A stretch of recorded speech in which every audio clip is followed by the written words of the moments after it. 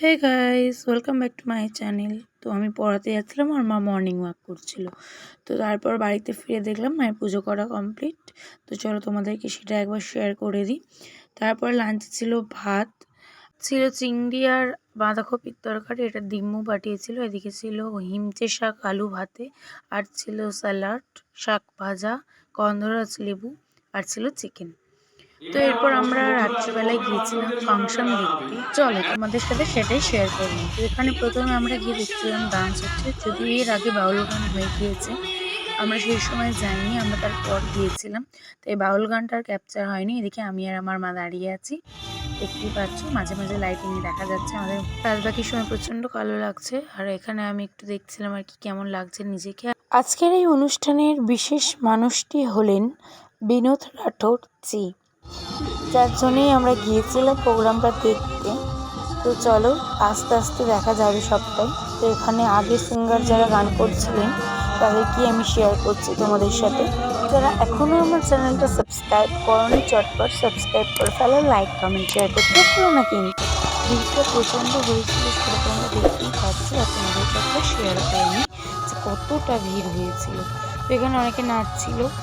তো এখানে একজন গায়িকা গান করছিলেন। চলো আমরা গানের ভিডিওটা দেখতে থাকি। প্রত্যেককে রিকোয়েস্ট করবো পুরো ভিডিওটা দেখার জন্য, আর আমার চ্যানেলটা সাবস্ক্রাইব করে দেওয়ার জন্য, লাইক কমেন্ট শেয়ার করে দেওয়ার জন্য।